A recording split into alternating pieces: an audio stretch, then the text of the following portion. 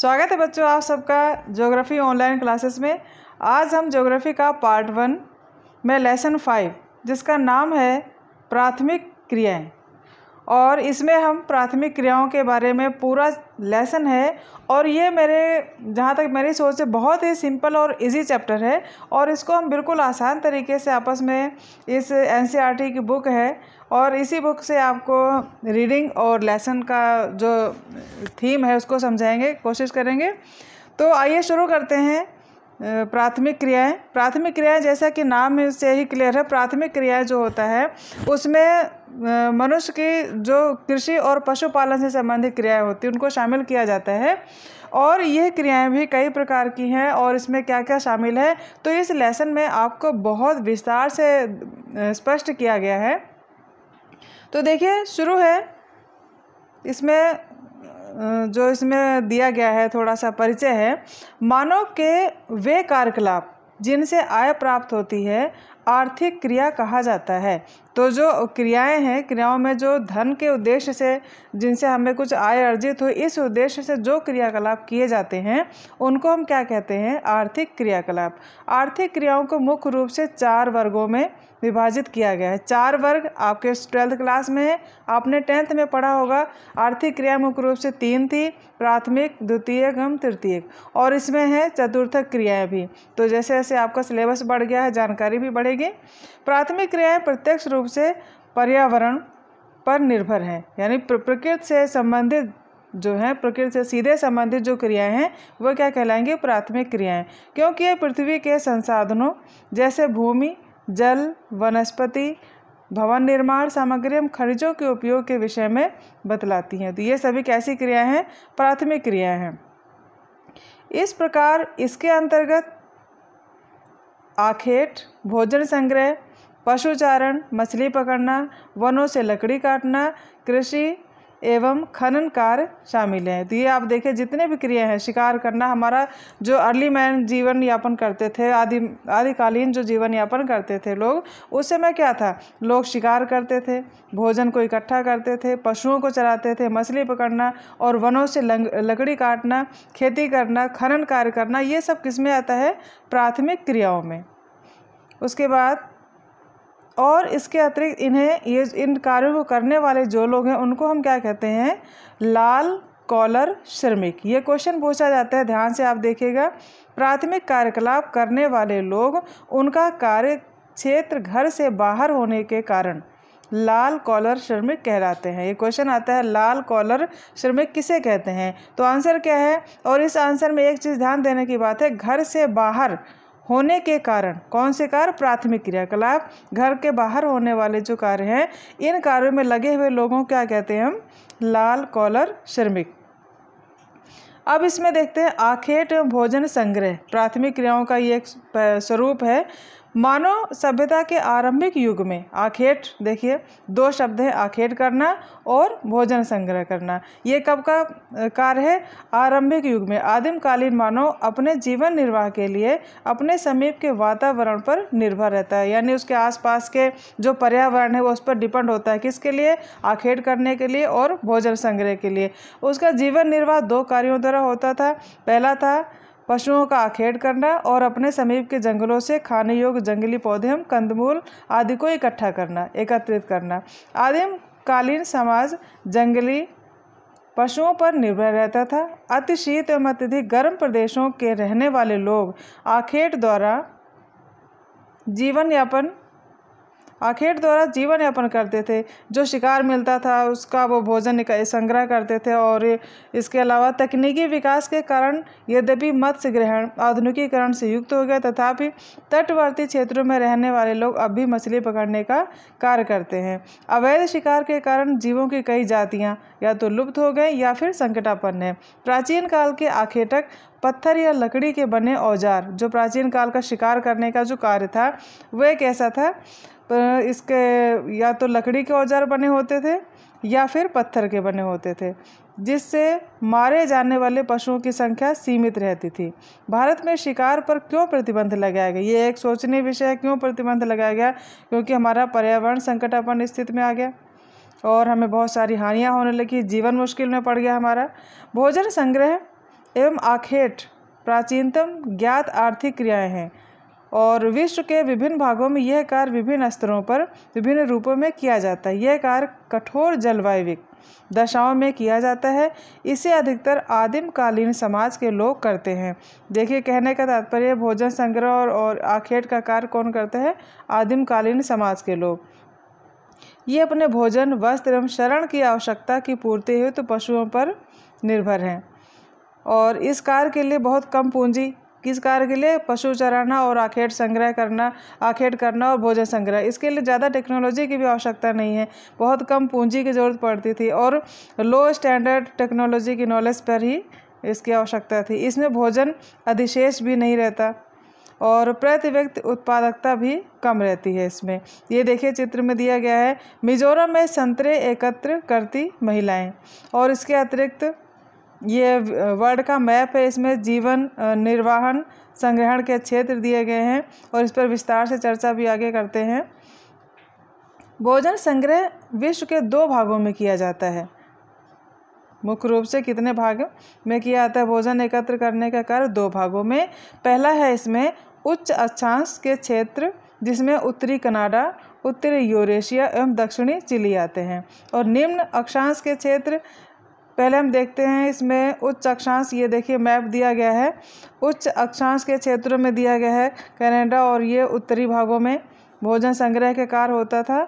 और जो दूसरा इसमें दिया गया है निम्न अक्षांश के क्षेत्र, जिसमें अमेजन बेसिन और इसके अलावा उष्णकटिबंधीय अफ्रीका, ऑस्ट्रेलिया, दक्षिण पूर्वी एशिया का आंतरिक प्रदेश, यहाँ पर क्या होता था? ये भोजन संग्रह का कार्य होता था। और ये जो क्षेत्र हैं, देखिए इसमें मैप में दिखाया गया है, ये निम्न अक्षांश के क्षेत्र हैं और यहाँ पर भी भोजन संग्रह का कार्य 2 बताए। एक तो यहाँ ये ऊपर का है उच्च अक्षांशीय और दूसरा है ये निम्न अक्षांश के क्षेत्र में। ऊपर ये देखिए उत्तरी अमेरिका के ऊपर कनाडा और ये यूरोप और एशिया का महाद्वीप का ऊपरी उत्तरी भाग है, यहाँ पर भोजन संग्रह और ये निम्न अक्षांशीय भागों में होता था। उसके बाद विश्व स्तर पर भोजन संग्रहण का अधिक महत्व नहीं है। इन क्रियाओं के द्वारा प्राप्त उत्पाद विश्व बाजार में प्रतिस्पर्धा नहीं कर सकते हैं। अब उसके बाद देखिए पशुचारण, ये तो था भोजन संग्रह का। पशुचारण आखेट पर निर्भर रहने वाले समूह ने जब ये महसूस किया कि केवल आखेट से जीवन का भरण पोषण नहीं किया जा सकता, यानी आखेट करके या भोजन संग्रह करके ही ये अपने जीवन को निर्वाह नहीं कर सकते थे, नहीं चला सकते थे, तब इन्होंने क्या किया? पशुचारण। अब पशुचारण मानव पशुपालन व्यवसाय के विषय में इसने सोचा। विभिन्न जलवायु दशाओं में रहने वाले लोगों ने उन क्षेत्रों में पाए जाने वाले पशुओं का चयन किया और उनको पालतू बना लिया। भौगोलिक कारकों, तकनीकी कारकों विकास के आधार पर वर्तमान समय में पशुपालन व्यवसाय निर्वहन एवं व्यापारिक स्तर पर किया जाता है। अब ये पशुपालन भी कई प्रकार का है, तो पहले हम देखते हैं चलवासी पशुचारण क्या है। चलवासी पशुचारण में एक प्राचीन जीवन निर्वाह व्यवसाय रहा है। ये कैसा है? प्राचीन जीवन निर्वाह, जीवन जिससे निर्वाह हो सके, ये ऐसा व्यवसाय रहा है जिसमें पशुचारक अपने भोजन, वस्त्र, शरण, औजार और यातायात के लिए पशुओं पर निर्भर रहता था। वे अपने पालतू पशुओं के साथ पानी, चारागाह की उपलब्धता एवं गुणवत्ता के अनुसार एक स्थान से दूसरे स्थान पर स्थानांतरित होते रहते थे। पशुचारक वर्गों के अपने अपने निश्चित चरवाह होते थे। ये देखिए इसमें चित्र में भी दिखाया गया है कि पशुचारण जो होता है ये ग्रीष्मकाल के आरंभ में अपने भेड़ों को पर्वतों पर ले जाते हुए चलवासी, यानी ऋतुओं के अनुसार भी इनके जीवन का निर्वाह होता था। पशुचारण को लेकर के भिन्न भिन्न क्षेत्रों में कई प्रकार के पशु पाले जाते हैं। जैसे उष्णकटिबंधीय भाग में ये विभिन्न प्रकार के अलग डिफरेंट टाइप के पशु होते थे। यहाँ पर गाय बैल प्रमुख है, जबकि सहारा के एशियाई के मरुस्थलों में भेड़, बकरी एवं ऊँट पर जलवायु के अनुसार यहाँ पर पशुओं को पाला जाता था। तिब्बत एवं एंडीज के पर्वतीय भागों में याक व लामा, आर्कटिक और उत्तरी उपध्रुवीय क्षेत्रों में रेंडियर पाला जाता है। चलवासी पशुचारण के 3 प्रमुख क्षेत्र हैं। चलवासी का तात्पर्य यही है कि मौसम के अनुसार ये पशुओं का चारण करते थे। ये कितने प्रकार के क्षेत्र हैं? 3 प्रकार के। प्रमुख क्षेत्र जो है इसका प्रमुख क्षेत्र उत्तरी अफ्रीका, पहला देखिए कि अटलांटिक तट से अरब प्रायद्वीप होता हुआ मंगोलिया एवं मध्य चीन तक फैला है। दूसरा क्षेत्र है यूरोप तथा एशिया के टुंड्रा प्रदेश में है। तीसरा क्षेत्र दक्षिणी गोलार्ध के दक्षिण पश्चिमी अफ्रीका एवं मेडागास्कर द्वीप पर है। अब इसको हम नीचे चित्र के माध्यम से दिखाएंगे। नए चारागाहों की खोज में ये पशुचारक समतल भागों एवं पर्वतीय क्षेत्रों में लंबी दूरियां तय करते हैं। गर्मी के मैदानी भाग से पर्वतीय चारागाह की ओर, शीत में पर्वतीय भाग से मैदानी, यानी जब सर्दी होती है तब ये क्या करते हैं, पर्वतीय भागों से मैदानी भागों में पशुचारण करते हैं और गर्मी में मैदानी भाग से पर्वतीय भाग में पशुचारण करते हैं। इसके अतिरिक्त चलवासी पशुचारण की संख्या अब घट रही है एवं इनके द्वारा उपयोग में लाए गए क्षेत्र में कमी हो रही है। इसके दो कारण हैं। कौन कौन से कारण हैं? तो पहला कारण है राजनीतिक सीमाओं का अधिरोपण एवं दूसरा है कई देशों द्वारा नई बस्तियों का बनाने की योजना। तो ये दो कारण, या तो पहला कारण है राजनीतिक सीमाओं का अधिरोपण, राजनीतिक सीमाएं बढ़ गई जिससे कि पशुचारण क्षेत्र घट गए, और है नई बस्तियों का निर्माण, इनसे भी पशुचारण का जो क्षेत्र है ये भी घट गया। फिर आया वाणिज्य पशुपालन, पशुधन का पालन, व्यापार के क्षेत्र से पशुओं को पाला जाने लगा। इसमें क्या है, चलवासी पशुचारण की अपेक्षा वाणिज्य पशुधन पालन अधिक व्यवस्थित एवं पूंजी प्रधान है। वाणिज्य पशुधन पालन पश्चिमी संस्कृति से प्रभावित है, यानी वेस्टर्न कल्चर से प्रभावित है, एवं फार्म भी अस्थायी होते हैं। ये फार्म विशाल क्षेत्र पर फैले रहते हैं। यह एवं संपूर्ण क्षेत्र को छोटी छोटी इकाइयों में विभाजित कर दिया जाता है। चराई को नियंत्रित करने के लिए बाड़ लगाकर एक दूसरे से अलग कर दिया जाता है। ये देखिए आ सकता है कि वाणिज्य पशुपालन क्या है, विभिन्न प्रकार के जो पशुपालन हो रहा है, तो इनको आपको बहुत ध्यान से समझना है। हर प्रकार का पशुपालन जो है, व्यापारिक क्षेत्र से चलवासी है, जो भी है, तो जब चराई के कारण एक छोटे क्षेत्र की घास समाप्त हो जाती है, ठीक है, तो समाप्त हो जाती है, चराई को नियंत्रित करने के लिए इन्हें बाड़ लगाकर एक दूसरे से अलग कर दिया जाता है। जब चराई के कारण एक छोटे क्षेत्र की घास समाप्त हो जाती है तब पशुओं को दूसरे क्षेत्र में ले जाया जाता है, अर्थात जब उनका चारा एक जगह खाने के लिए समाप्त हो जाता है तो उन्हें दूसरे जगह स्थानांतरित किया जाता है। तो पशुधन पालन में पशुओं की संख्या भी चारागाह की वहन क्षमता के अनुसार रखी जाती है। यह एक विशिष्ट गतिविधि है जिसमें केवल एक ही प्रकार के पशु पाले जाते हैं, यानी इसमें डिफरेंट टाइप के पशुओं को एक साथ में नहीं पाला जाता, क्योंकि ये व्यापारिक पशुपालन के रूप में अपनाया गया। प्रमुख पशुओं में भेड़, बकरी, गाय, बैल एवं घोड़े हैं। इसमें प्राप्त मांस, खाले एवं ऊन को, यह देखिए, विश्व में ऊन को वैज्ञानिक ढंग से संसाधित एवं डिब्बा बंद करके विश्व के बाजारों में निर्यात किया जाता है। पशु फार्म में पशुधन पालन वैज्ञानिक आधार पर व्यवस्थित किया जाता है, यानी पूरा सिस्टम जो है साइंटिफिक और टेक्नोलॉजी के बेस पर होता है, और ये पशुपालन व्यापारिक दृष्टि से और बहुत ही सुरक्षित और संरक्षित तरीके से किया जाता है कि जिससे उसका जो प्रोडक्ट है और उसको निर्यात करने में हर तरह से सुविधा हो। पशु फार्म में पशुधन पालन वैज्ञानिक आधार पर व्यवस्थित किया जाता है। इसमें मुख्य ध्यान पशुओं के प्रजनन, जनांगीय सुधार, बीमारियों पर नियंत्रण एवं उनके स्वास्थ्य पर ध्यान दिया जाता है। तो ये क्या था, हमारा व्यापारिक पशुपालन। ये देखिए चित्र में भी दिखाया गया वाणिज्यिक पशुपालन किस प्रकार से इसमें किया गया है, वाणिज्यिक रूप से व्यापारिक दृष्टि से पशुओं का पालन। और ये था पशुपालन जो है चलवासी पशुचारण के क्षेत्र अफ्रीका के मध्य एशिया में, इस तरह से ये चलवासी पशुचारण के क्षेत्र हैं। अब आइए देखते हैं कृषि। पहले था हमने पढ़ा भोजन आखेर संग्रह, और ये फिर पशुपालन। अब है कृषि। तो कृषि भी विभिन्न प्रकार से कई प्रकार की कृषि की जाती है। इसमें विश्व में पाई जाने वाली विभिन्न भौतिक, सामाजिक एवं आर्थिक दशाएं कृषि कार्य को प्रभावित करती हैं, एवं इसी प्रभाव के कारण विभिन्न कृषि प्रणालियां देखी जाती हैं। विभिन्न प्रकार की जो खेती की जाती है उसके लिए भी वहाँ की भौतिक, यहाँ का यानी भौतिक जो कारक है, भौतिक जलवायु है, समाज और आर्थिक दशाएं कृषि को प्रभावित करते हैं, और इसी प्रभाव के कारण जो ये कृषि है ये विभिन्न प्रकार की पाई जाती है। तो पहले जो कृषि हम देखेंगे वह है निर्वाह कृषि। निर्वाह कृषि में क्या है, इस प्रकार की कृषि क्षेत्र में रहने वाले स्थानीय उत्पादों का संपूर्ण अथवा लगभग का उपयोग करते हैं। इसको दो भागों में विभाजित किया गया। पहला है आदिकालीन निर्वाह कृषि। आदिकालीन निर्वाह कृषि अथवा स्थानांतरणशील कृषि कार्य उष्णकटिबंधीय क्षेत्रों में किया जाता है, जहां आदिम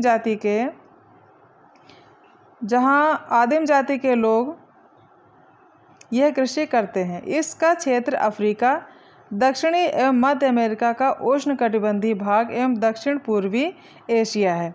इन क्षेत्रों की वनस्पति को जला दिया जाता है। ये कौन सी कृषि हमने आपको बताई, यह थी, देखिए ऊपर दिखाया है आपको, आदिमकालीन निर्वाह कृषि। इसमें जो आदिम समाज के लोग हैं वे इस प्रकार की कृषि करते हैं और इन क्षेत्रों की वनस्पति को जला दिया जाता है एवं जली हुई राख की परत उर्वरक का कार्य करती है। यानी जिस क्षेत्र की वनस्पति को जलाते हैं वो जली हुई राख यहाँ के लिए उर्वरक का कार्य करती है। इस प्रकार स्थानांतरणशील कृषि कर्तन दहन कृषि भी कहलाती है। इसमें बोए गए खेत बहुत छोटे छोटे होते हैं। खेती भी पुराने औजार जैसे लकड़ी, कुदाली, फावड़े के द्वारा की जाती है। कुछ समय यानी 3 से 5 साल के बाद जब मिट्टी का उपजाऊपन समाप्त हो जाता है तब कृषक नए क्षेत्र में वन जलाकर कृषि के लिए भूमि तैयार करता है। अर्थात ये प्रोसेस जो उसने एक जगह पर किया, सेम यही प्रोसेस नेक्स्ट जगह पर जब हो जाता है फिर वनस्पति को जलाएगा और वहाँ पर कृषि करेगा। कुछ समय पश्चात कृषक वापस पहले वाले कृषि क्षेत्र पर कृषि कार्य करने आ जाता है। इस कृषि कार्य में सबसे बड़ी समस्या यह है कि इस क्षेत्र में भूमि की उर्वरता कम हो जाती है, जिससे झूम या चक्र, ठीक है, झूम या चक्र छोटा होता जाता है और हम इसको झूम कृषि भी कहते हैं, चक्र कृषि भी कहते हैं, स्थानांतरणशील कृषि भी कहते हैं। जिसमें क्या है, अब अगर क्वेश्चन है झूम कृषि किसे कहते हैं तो उसका तात्पर्य है कि जब आदिमकालीन समाज के लोग एक जगह की वनस्पति को जलाकर कृषि करते हैं और कुछ समय पश्चात यही प्रक्रिया अन्य स्थान पर ले जाकर करते हैं तो ऐसी कृषि को हम क्या कहेंगे, झूम कृषि कहेंगे। इसको उष्णकटिबंधीय क्षेत्रों में इसे अलग अलग नामों से जाना जाता है। उष्णकटिबंधीय क्षेत्रों में इन्हें अलग अलग नाम है इनके। तो भारत के उत्तरी पूर्वी राज्यों में इन्हें हम कहेंगे झूमिंग कृषि, मध्य अमेरिका मैक्सिको में मिल्पा कहेंगे, मलेशिया व इंडोनेशिया में इनको हम लदांग नाम है इनका। आप ऐसे अन्य क्षेत्रों का पता लगाइए, ठीक है। तो इसके अतिरिक्त ये देखिए दिए गए हैं। नेक्स्ट है गहन निर्वाह कृषि। गहन निर्वाह कृषि में इसके अंतर्गत जो कृषि की जाती है मानसून एशिया के घने बसे देशों में की जाती है। मानसून एशिया जहाँ पर जनसंख्या अधिक है तो ऐसे घने सघन बसे देशों में की जाती है। ये 2 प्रकार की है। पहली जो है कृषि, इसमें है चावल प्रधान गहन निर्वाह कृषि। इसमें चावल प्रमुख फसल होती है। ये जो दिया गया है 2 प्रकार की कृषि हैं। तो पहली जो कृषि है चावल प्रधान है और जैसा कि नाम से स्पष्ट है ये इसमें चावल फसल की प्रधानता होती है। इसमें जनसंख्या अधिक होने के कारण खेतों का आकार छोटा होता है एवं कृषि कार्य में कृषक का संपूर्ण परिवार लगा होता है। भूमि का गहन उपयोग होता है। अन्य यंत्रों की अपेक्षा मानव श्रम का अधिक महत्व होता है। उर्वरता बनाए रखने के लिए पशुओं के गोबर की खाद, हरी खाद का उपयोग किया जाता है। इस कृषि में प्रति इकाई उत्पादन अधिक होता है परंतु प्रति कृषक उत्पादन कम होता है। ये तो था चावल प्रधान गहन कृषि।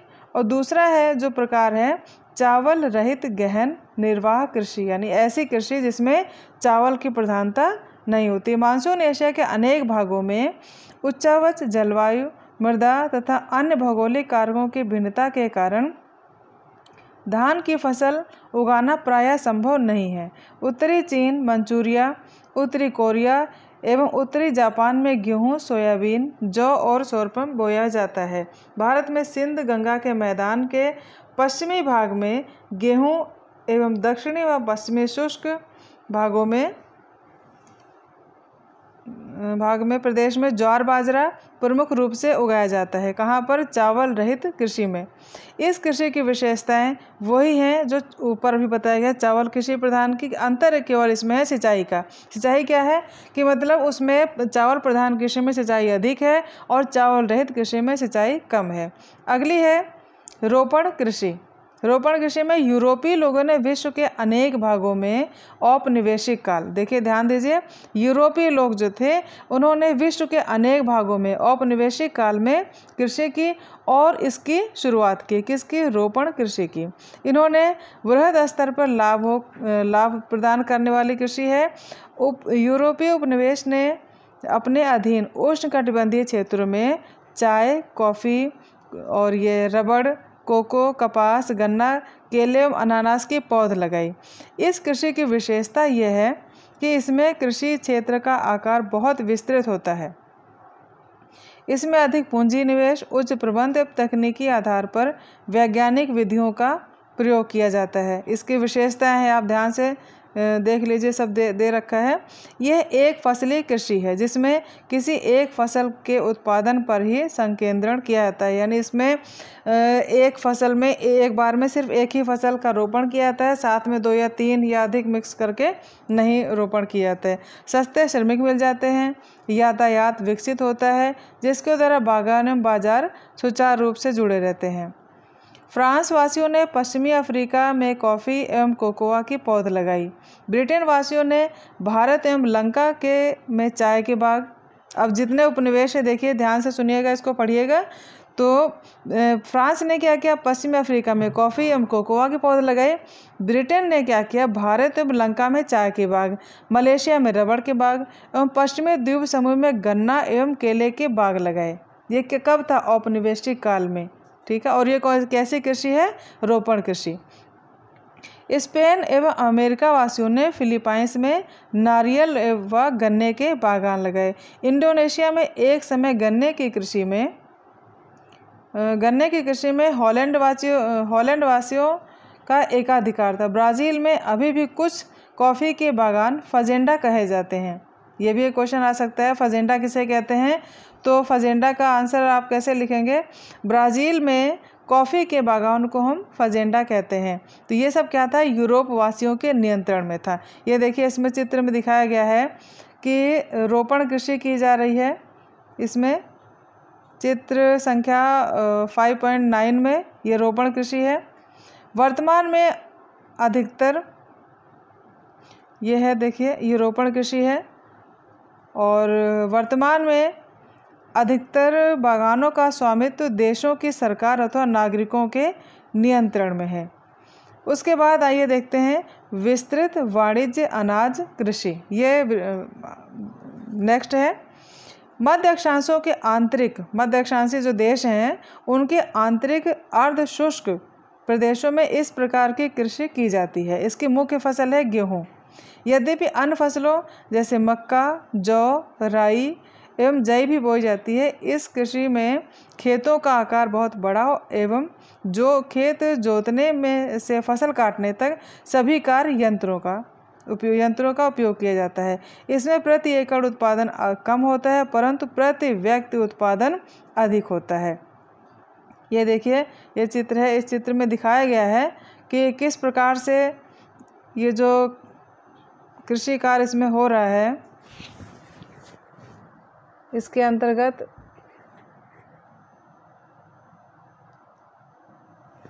कृषि कार्य है तो मशीनों के द्वारा सभी कार्य किए जाते हैं और बहुत सिस्टमेटिक तरीके से मध्य अक्षांशीय क्षेत्रों में यहाँ की जो फसल मुख्य रूप से है ये गेहूँ है। अब आइए देखते हैं मिश्रित कृषि किसे कहते हैं। इस प्रकार की कृषि विश्व के अत्यधिक विकसित भागों में की जाती है। उदाहरण के लिए पश्चिमी यूरोप, उत्तरी अमेरिका का पूर्वी भाग, यूरेशिया के कुछ भाग एवं दक्षिणी महाद्वीपों के समशीतोष्ण अक्षांश वाले भागों में इनका विस्तार है। इस कृषि में खेतों का आकार मध्यम होता है। इसमें बोई जाने वाली फसलें गेहूं, जौ, राई, जई, मक्का, चारे की फसल एवं कंदमूल प्रमुख हैं। चारे की फसलें मिश्रित कृषि के मुख्य घटक हैं। फसल उत्पादन एवं पशुपालन दोनों को इसमें समान महत्व दिया जाता है। ये इसकी विशेषता है। फसलों के साथ पशुओं जैसे मवेशी, भेड़, सूअर, कुकुर आदि के आय के मुख्य स्रोत हैं। तो यहाँ पर ये मिश्रित कृषि है। इनके अतिरिक्त डेयरी कृषि देखिए, डेयरी कृषि में क्या होता है, डेयरी व्यवसाय दुधारू पशुओं के पालन पोषण पर सर्वाधिक उन्नत एवं दक्ष प्रकार है। इसमें पूंजी का भी अधिक आवश्यकता से अधिक प्रयोग किया जाता है। ये देखिए, इनका भी जो पालन है, डेयरी कृषि जो की जाती है, ये भी व्यापार की दृष्टि से ही की जाती है। और इसके अंतर्गत पशुओं के लिए छप्पर, घास संचित करने के भंडार एवं दुग्ध उत्पादन में अधिक यंत्रों के लिए पूंजी भी अधिक चाहिए। पशुओं के स्वास्थ्य, प्रजनन, पशु चिकित्सा, इन सब का बहुत ध्यान रख के इस कृषि को किया जाता है। पशुओं को चराने, दूध निकालने आदि कार्यों के लिए वर्ष भर श्रम की आवश्यकता होती है, क्योंकि फसलों की तरह इसमें कोई अंतराल नहीं होता है जिससे श्रम की आवश्यकता न हो। डेयरी कृषि का कार्य नगरीय औद्योगिक केंद्रों के समीप किया जाता है, क्योंकि ये क्षेत्र ताज़ा दूध एवं डेयरी के उत्पादन के अच्छे बाजार होते हैं। वर्तमान समय में विकसित यातायात के साधन, प्रशीतकों यानी रेफ्रिजरेटर का, जहाँ की ये चीज़ें सुरक्षित रह सकें, पास्तीकरण की सुविधा के कारण विभिन्न डेयरी उत्पादों को अधिक समय तक रखा जा सके। तो ये है डेयरी कृषि। इसके अतिरिक्त है भूमध्य सागरीय कृषि। भूमध्य सागरीय कृषि एक विशिष्ट प्रकार की कृषि है। इसका विस्तार भूमध्य सागर के समीपवर्ती क्षेत्र जो दक्षिणी यूरोप के उत्तरी अफ्रीका में ट्यूनेशिया से अटलांटिक तट तक फैला है। दक्षिणी कैलिफोर्निया, मध्यवर्ती चिली, दक्षिण अफ्रीका का दक्षिणी पश्चिमी भाग एवं ऑस्ट्रेलिया के दक्षिण एवं दक्षिण पश्चिम भाग में है।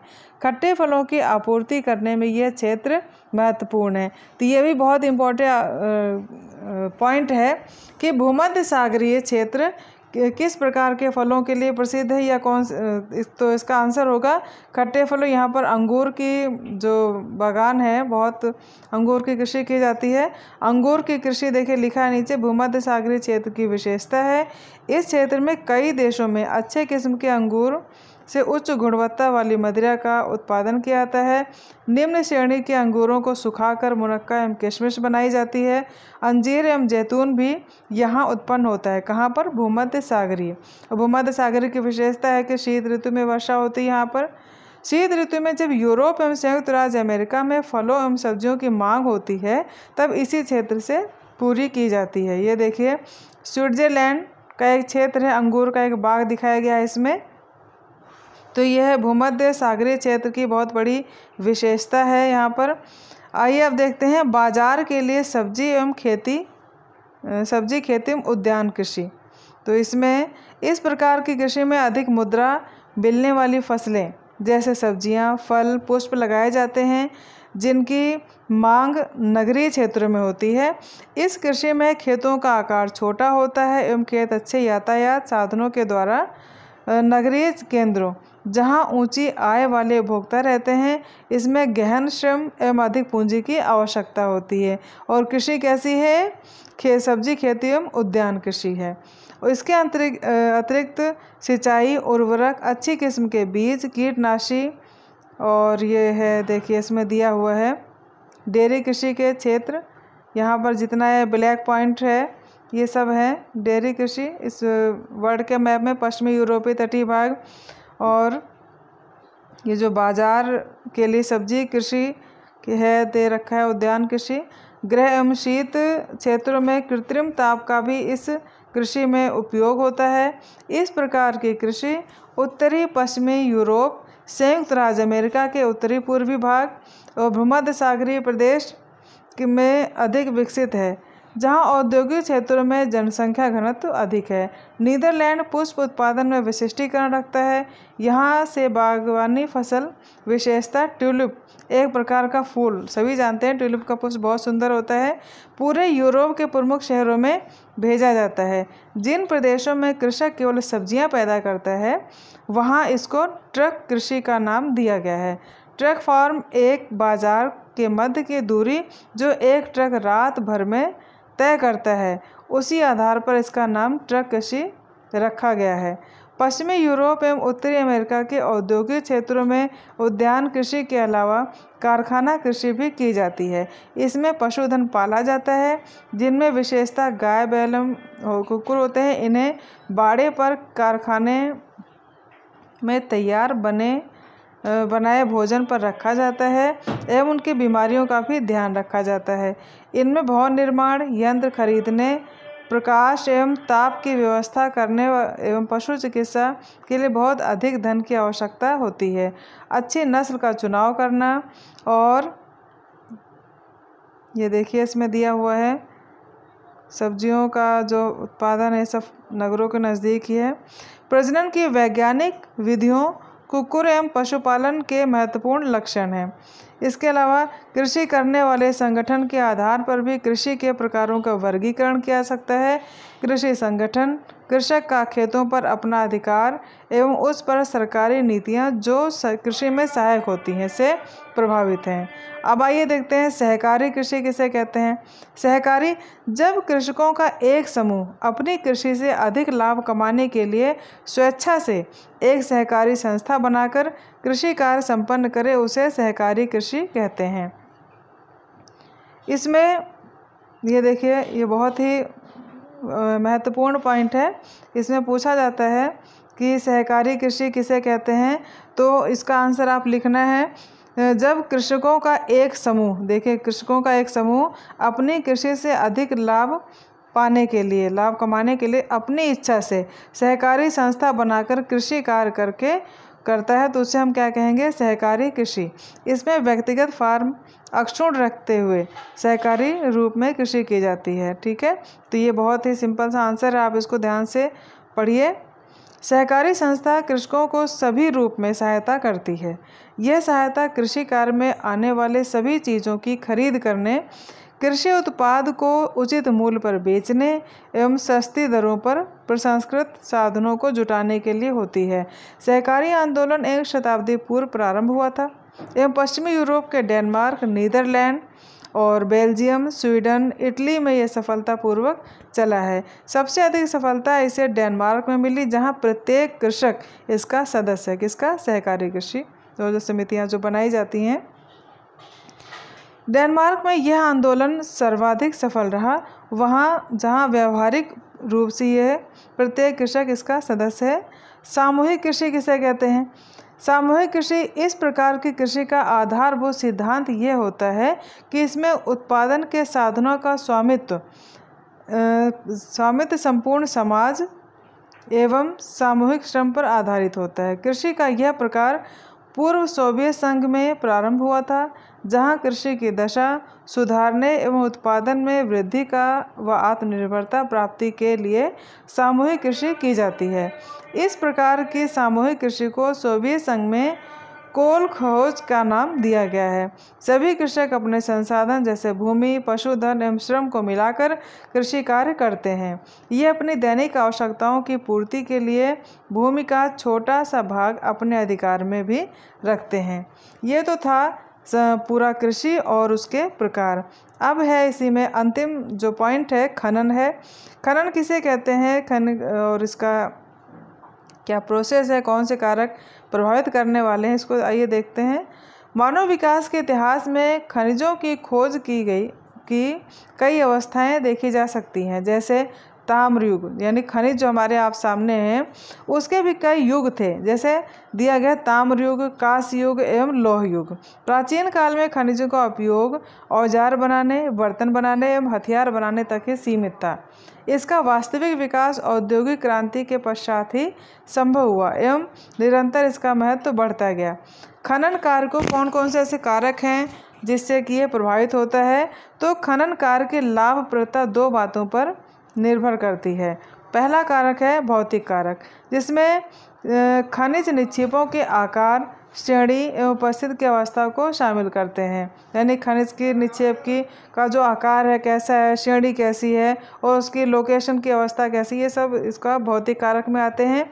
दूसरा कारक है आर्थिक कारक। आर्थिक कारक के अंतर्गत खनिज की मांग वहाँ पर कितनी है, कैसी है, विद्यमान टेक्नोलॉजी का नॉलेज और उसका उपयोग, और संरचना के विकास के, ये देखिए, विकास के लिए उपलब्ध पूंजी में यातायात व श्रम होने वाला वे आता है। खनिज की विधियां भी बहुत सारी हैं। देखिए, मैक्सिको की खाड़ी में तेल वेधन क्रिया, ये मैक्सिको की खाड़ी का चित्र इसमें दिया गया है और यहाँ पर ये तेल निकाला जा रहा है। और इस चित्र में दिया है खनन की कौन कौन सी विधियाँ, जो अभी हम आगे देखते हैं। खनन की विधियाँ कौन कौन सी है? उपस्थित की अवस्था एवं अयस्क की प्रकृति। अयस्क किसे कहते हैं? जो कच्चा खनिज होता है, कच्चा लोहा होता है, उसे हम अयस्क कहते हैं। कच्चे यानी प्रारंभिक अवस्था उसकी अयस्क कहलाती है। प्रकृति के आधार पर खनन के दो प्रकार हैं। पहला है धरातलीय और दूसरा है भूमिगत खनन। धरातलीय खनन को विवृत खनन भी कहा जाता है। यह खनिजों के, ये देखिए, ये खनिजों के खनन का सबसे सस्ता तरीका। कौन सा? धरातलीय। क्योंकि इस विधि में सुरक्षात्मक पूर्वापायों एवं उपकरणों पर अतिरिक्त खर्च अपेक्षाकृत कम होता है एवं शीघ्र और अधिक हो जाता है। जब अयस्क धरातल के नीचे गहराई में होता है तब भूमिगत अथवा कूप की खनन विधि का प्रयोग किया जाता है। अर्थात धरातल के नीचे जब अधिक गहराई में खनिज की जानकारी होती है तो उसके लिए इस विधि का हम प्रयोग करते हैं। इस विधि में लंबवत कूपा गहराई तक स्थित है, जहाँ से भूमिगत गैलरियाँ खनिजों तक पहुँचने के लिए फैली हैं।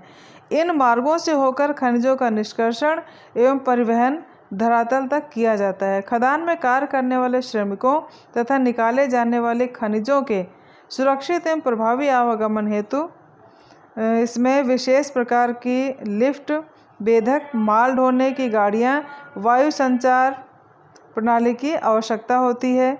खनन का यह तरीका जोखिम भरा है। जोखिम भरा है क्योंकि मान लीजिए धरातल की गहराई में बहुत सारी गैसें भी होती हैं, वहाँ पर आग लगने का डर भी होता है। अचानक धरातल के नीचे पानी का स्तर आ जाए तो बाढ़ का भी कारण बनती हैं। दुर्घटनाएं बहुत सारी होने का डर रहता है खनन कार्य में। तो यह इससे क्या होता है, विकसित अर्थव्यवस्था वाले देश उत्पादन की खनन, प्रसंस्करण एवं शोधन कार्य से पीछे हट रहे हैं क्योंकि इसमें श्रमिक लागत अधिक आने लगी है। जबकि विकासशील देश अपने विशाल श्रमिक शक्ति के बल पर अपने देशवासियों के ऊंचे रहन सहन को बनाए रखने के लिए खनन कार्य को महत्व दे रहे हैं। अफ्रीका के कई देश, दक्षिण अमेरिका के कुछ देशों में, एशिया में आय के साधनों का 50% तक खनन कार्य से प्राप्त होता है। जो विकासशील देश है यहाँ पर जनसंख्या की कमी नहीं है, तो यहाँ पर श्रम शक्ति अधिक, तो ये खनन कार्य वहाँ के लोगों को आजीविका को प्रदान करने के लिए महत्वपूर्ण है।